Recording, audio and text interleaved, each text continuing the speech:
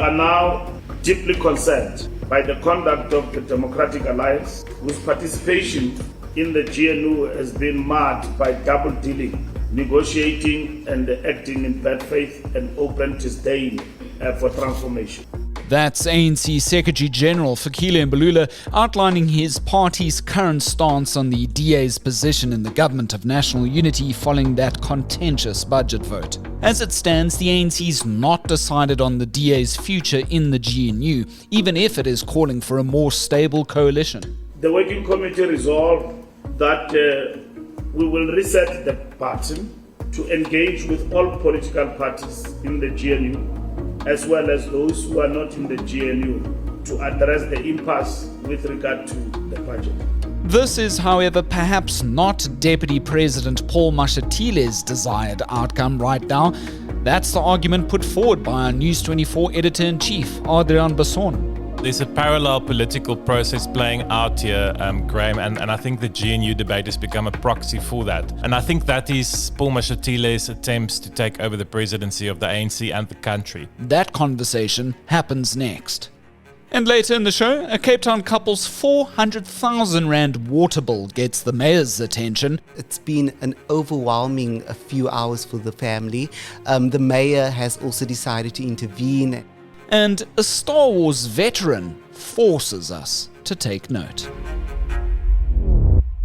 To stay tuned to The Lead for every edition, please hit the follow button on both Spotify and Apple Podcasts. My name's Graham Robenheimer. Let's chat all this and more right here on The Lead on News 24.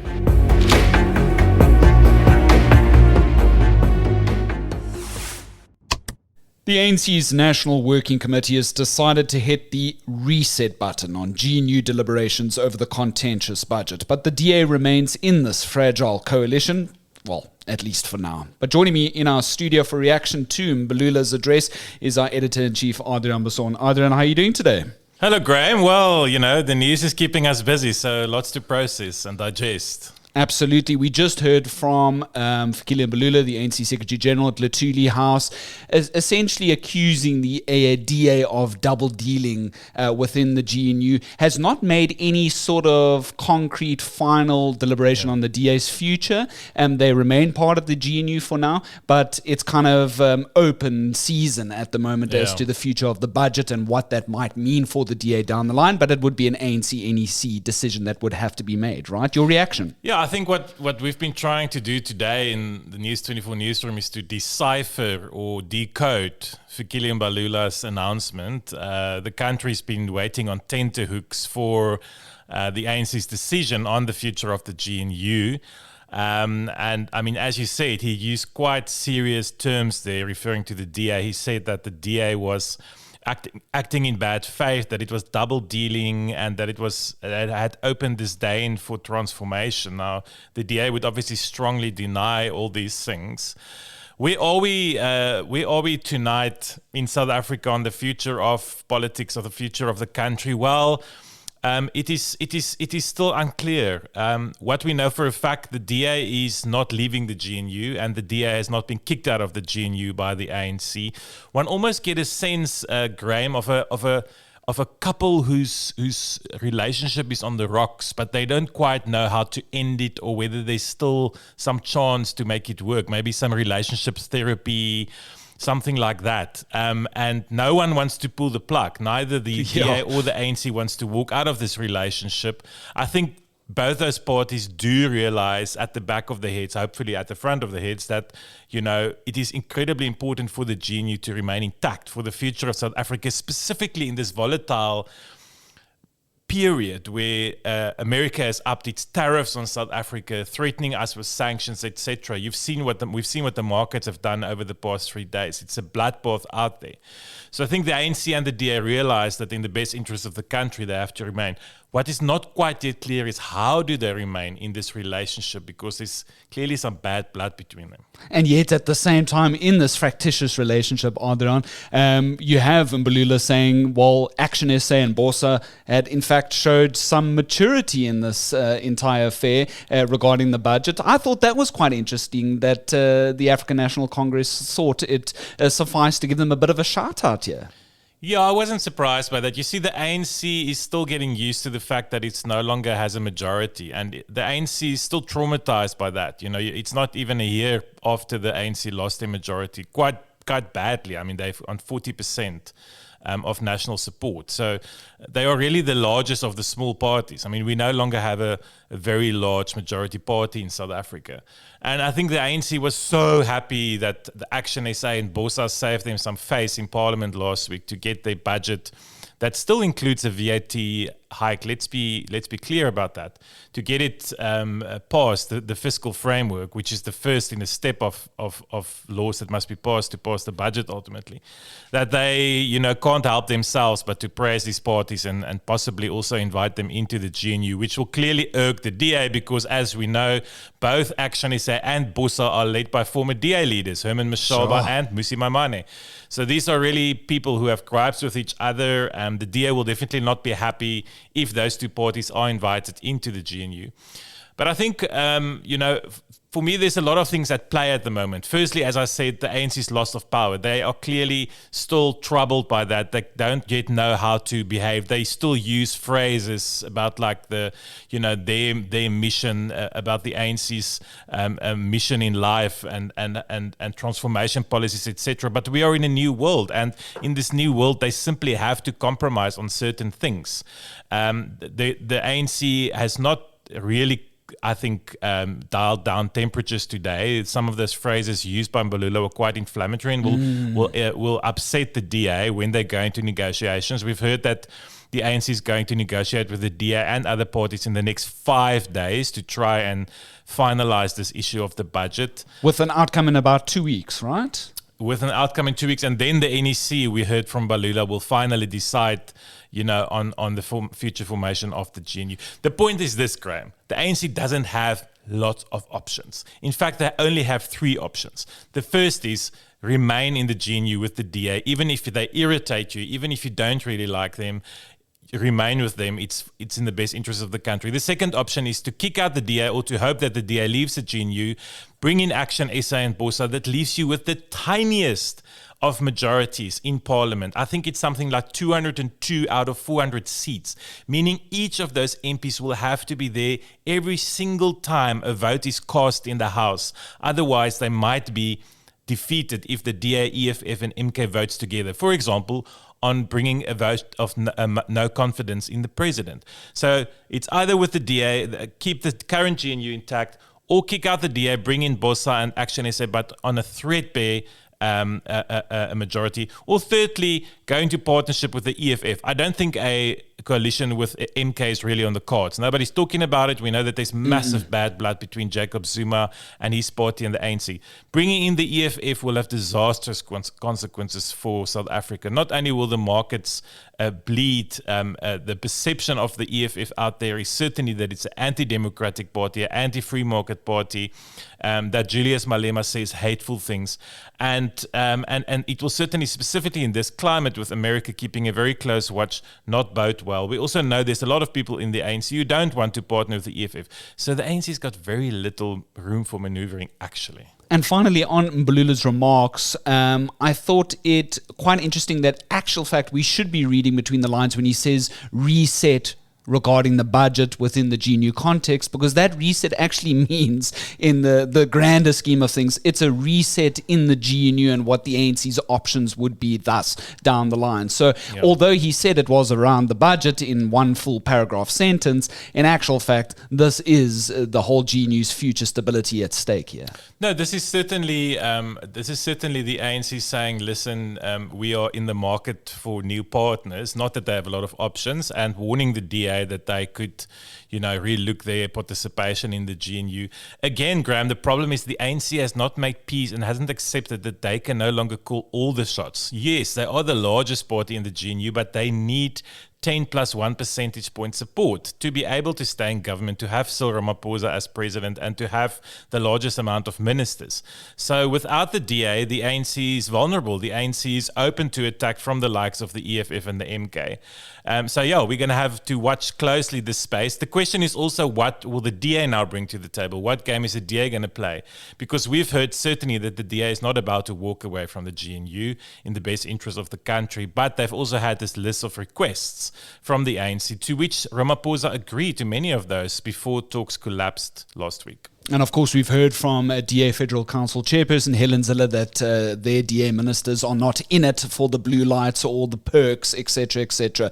You've penned this fabulous opinion piece on the front page of News 24 that went live earlier this morning. It reads, it's Mashatile, rather, versus Ramaphosa in the battle for the GNU. Essentially, you argue that if South Africa's Deputy President Paul Mashatile had his way today, the DA would no longer be a player in the government of national unity, and he'd be propelled to the number one position, because that's really, in terms of the ANC's affairs, what he'd be gunning for. He's had his eye on the prize for the longest time, and perhaps that's why he's been, as we've seen in the last couple of days, incredibly vocal about the DA. Yeah, I think there's a parallel political process playing out here, Graham, and I think the GNU debate has become a proxy for that. And I think that is Paul Mashatile's attempts to take over the presidency of the ANC and the country. We've seen quite uncharacteristically over the past few days Mashatile coming out at rallies, giving interviews, taking part in seminars, speaking out against the DA quite vocally, calling them land thieves, for example, saying that the ANC doesn't need the DA ministers in cabinet. That we shouldn't exaggerate the DA's position within the GNU, right? Yes, and saying that he was astonished that DA ministers still reported for work. Now, this is an emboldened Mashatile. This is a Mashatile who, I argue in my column, has sniffed blood. I think Mashatile realizes that Ramaphosa is weakened. We shouldn't forget, Graham, that Cyril Ramaphosa was pivotal, and his supporters in the ANC, who still makes up the majority of the ANC's governance structures, that they were pivotal in putting together this GNU with the DA in the best interest of the country. I mean, one can think of what you want of Ramaphosa, but ultimately he did go for the DA option when the EFF and the MK options were available to him on the table. And I think Ramaphosa owns that. He owns that in the ANC. He and people like Fikile Mbalula, his trusted lieutenant, people like Minister Marupin Ramakgopa, people like Minister Kumbutso Ntshavheni, they are the ones who are in favor of this GNU deal with the Democratic Alliance. They own that. Mashatile, as I wrote in my column, was never in favor of that. In fact, I remember speaking to someone close to Mashatile a few days before the GNU was finalized. And they were full of optimism that they were going to get an EFF deal over the line. What would that have looked like? Well, firstly, that would have meant kicking out Ramaphosa as ANC leader, recalling him. And you'll remember that we have precedent for this. None of the former two ANC leaders finished their terms, Thabo Mbeki and Jacob Zuma. And secondly, Mashatile coming in as president with Julius Malema as deputy president. That was the deal that the EFF wanted and that Mashatile, I was told, was willing to give them. Mashatile is not a fan of this current structure of the GNU. He's much closer to Malema, to the Red Party, than to John Steenhuisen and the DA. And I think he sniffed blood. I think the fact that the DA has voted against the fiscal framework last week, the fact that the ANC has now saying all these bad things about the DA, has emboldened Mashatile in his own quest for power within the ANC. And I think we are seeing that dynamic playing out at the moment as the ANC pretend to be cohesive and pretend to be very upset with the DA. I think there's much deeper stuff happening within that party that will go to their own internal party election in 2027. And I must say, just on your column, it's attracting a lot of commentary. Various of our subscribers have been wading into this conversation. Around 168 comments thus far. Just to read out one very quickly. I cannot believe anybody still believes the ANC, and this is according to No More Politicians. The ANC is in it for the poor or for anybody else. After 30 years, we all know that they actually only care about themselves, reads one of the comments from our readers there. So, of course, Adriaan Basson's column picking up a lot of traction there. I also think it's a very important part of our conversation to also speak about News 24's extensive investigations into Mashatile's dealings in the past. We uncovered that, of course, he had been living this lavish life at the expense of tenderpreneurs and state contracts. Yet he and his family have been the subjects of several investigations, and he's been part of this, what the News 24 team has termed the Alex Mafia, and there was even a court case brought on behalf of those named as part of this mafia for News 24 to stop using that term. Who are these people, Adriaan? Look, I think that Paul Mashatile, I'm not a major fan of him, as is clear in my column. And just for the record, his office has already called me to ask for a right to reply, which we will publish on News 24 in the spirit of openness, transparency, and freedom of expression. Paul Mashatile, Gauteng politician, opportunistic politician. He was finance MEC, he was housing MEC, he was premier of Gauteng, then fell out of favor with Jacob Zuma, was demoted in the ANC, became deputy minister of arts, sports and culture, made his way back into national politics through the Cyril Ramaphosa era, and then lobbied very hard ahead of the 2022 ANC elective conference to become deputy president of the ANC, because the other two slates, the Cyril Ramaphosa slate and the Zweli Mkhize slate, couldn't agree on a deputy president candidate for those two parties, and he was kind of a third-way deputy president candidate that made his way through, managed to get various provinces to vote for him, and won the vote not that far, but with a relative margin. Mashatile has really stayed in the slipstream of Ramaphosa over these years, but he's not a young man. He's in his 60s, and I'm told that he doesn't want to necessarily wait until the 2029 election to potentially become the president of the country. In his period as MEC in Gauteng, Graham, and that's what you referred to, and I was one of those journalists, first at the Mail and Geordin, later on at News 24, overseeing the investigations into Mashatile, where he surrounded himself with a coterie of friends from Alexandra. This is the township where he grew up in, where he was active in student politics, and brought those friends of his into the Gauteng government apparatus. I remember many of the people around him who were given positions in agencies reporting to him at the time. And that's where the term the Alex Mafia came from, is these coterie of businessmen in Gauteng who surrounds Mashatile and who assists in funding his lifestyle and making him live the multimillionaire's life that we know he cannot afford on his government salary. And yes, Graham, there's very serious charges and allegations that's been leveled, and News 24 has been at the forefront of publishing those. But, that has still not been explained by Mashatile. The fact that he's got these multi-million rand houses, access to them, the one in Constantia in the Western Cape, the one in Waterfall in Gauteng, that's on the name of his son-in-law that owns one engine garage. Now, this has not been explained, and the Hawks has taken a keen interest in that fact. You also have seen the public protector and the special investigating unit initiating investigations into the deputy president and his family. So this is a man with a cloud over his head. This is a man with a checkered past who wants to be the president of South Africa. And I think all of us should be very concerned. We've seen this movie before, Graham, haven't we? Absolutely. His surname started with a Z, I think, I mean, we've seen this movie. We've just started recovering from 9 lost years under Jacob Zuma. And I think South Africans are still traumatized from that. The economy has never recovered from that, certainly not. Joblessness has not recovered from that.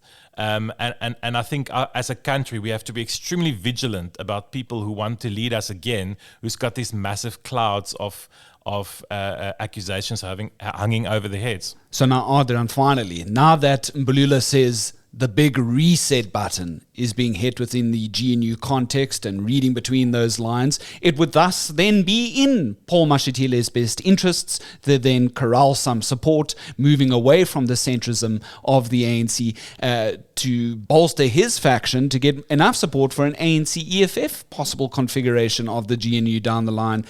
I mean, who's to say that's not a big possibility at the moment? I think that's correct, and I think my view from everything I've heard and seen and people I've spoken to is that Mashatile would prefer a EFF in the GNU. The fact that the NWC has not kicked out the DA, has not announced today that they are kicking the DA out of the GNU or that they are no longer working with the DA, does seem to indicate to me that Ramaphosa and his faction in the ANC still hold sway over the ANC's decisions. The words used to please the likes of Mashatile was, the naughty DA who kind of can't be trusted, etc. They had to throw in some of those negative terms. But by and large, the DA has not been kicked out and will in all likelihood remain in the GNU. So I think that's the game you're currently seeing playing out in the ANC, where the Ramaphosa faction still holds the sway, but with much more pressure because of what's happened over the past week. And yes, I mean, the ANC is very good at kicking things down the line. And this can was kicked down the line for at least 2 weeks now by Mbalula to say, let's re-engage, let's reset the button, let's speak to the DA. I can completely see the DA remaining in the GNU with the centrists in the ANC, as you've said. But that doesn't mean there's this man called Paul Mashatile who's smelled blood and who will certainly use this moment to try and maneuver his way into that top position. Because ultimately the ANC would have wanted the DA to hang itself at the end of the day. For it to kick itself out of the GNU would rather be in the ANC as a party on the whole's best interest. Because then they could come and say, well, the DA's done it by itself. We didn't do anything. Yeah, and the DA is not leaving. I mean, we haven't seen them leaving, and I don't think anything that Mbalula said today would make them leave.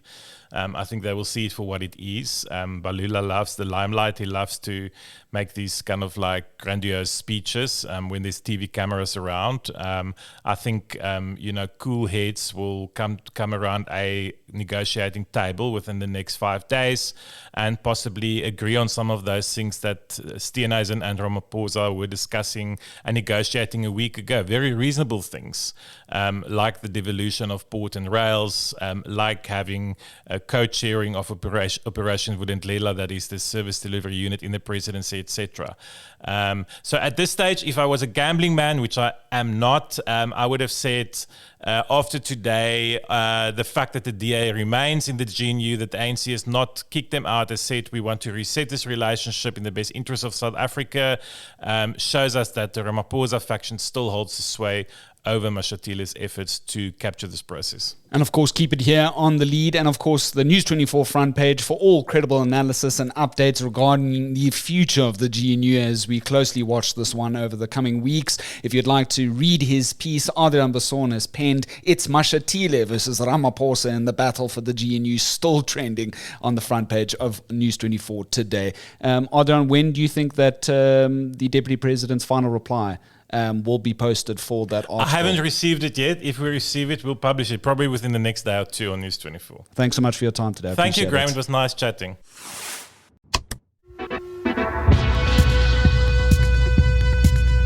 To our trending topic now, and for 12 years, a Cape Town couple's been disputing its rising water bill with the city, only for the pair's supply to finally come to a trickle. Faulty meters appear to be at the centre of the Swartz family's ballooning bill, now hovering around the more than 400,000 rand mark. The Archery couple said they've been disputing the arrears with the city ever since the copper from the home's meter was first stolen and subsequent meters had proven faulty.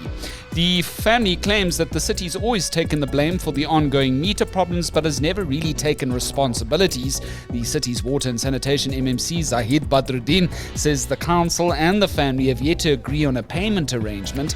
As of last year, the city's office of the Ombudsman waded into this saga. But for now, though, the family's water supply has been throttled by the city to just 200 litres a day. That reporting is thanks to our journalist Marvin Charles. He's in studio with us for a very quick update. How did the family feel about this entire debacle? It must have been incredibly frustrating for them. Incredibly frustrating. When I spoke to David Swartz, he was extremely emotional because of this ordeal. I mean, the city was basically forcing him to fork out over 400,000 rand in unpaid water bills, which was ludicrous, especially because he has no pension, he can't retire, and he would have to fork out more and more money every single time. But just to update our readers on the story, it's been an overwhelming few hours for the family. The mayor has also decided to intervene and has set up a meeting with the Swartz family, as well as some councillors who have assisted. And this will be one close to watch. Marvin Charles, thanks so much for your time. I really do appreciate it here on The Lead.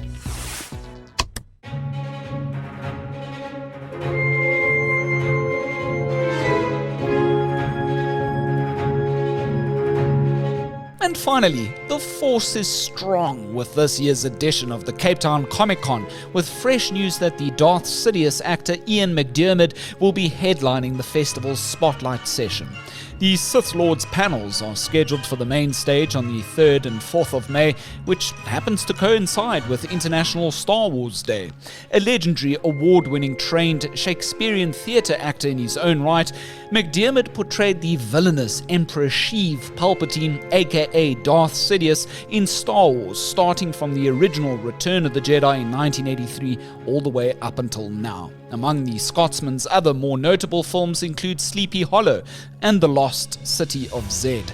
McDiarmid will be joined by fellow actors Michael Trucco of Battlestar Galactica fame and anime voice actor Zach Aguilar. Expect a packed house of cosplayers at the Cape Town International Convention Centre too from the 1st of May. Of course, News 24's arts and entertainment journalists will have you covered with all you need to know pre-event as well. Well, from grappling with the GNU's future to Star Wars celebrations in Cape Town. That's been our show, and we want your feedback, so you can mail your comments and voice notes to thelead@24.com. That's to be included in our next edition. Just a reminder that if you don't want to miss an episode, be sure to follow us by hitting the follow button on both Spotify and Apple Podcasts, because daily episodes are dropping on News 24, Spotify and Apple Monday to Thursday at 7 p.m. My name's Graham Robenheimer. So long as there's news, we'll have The Lead.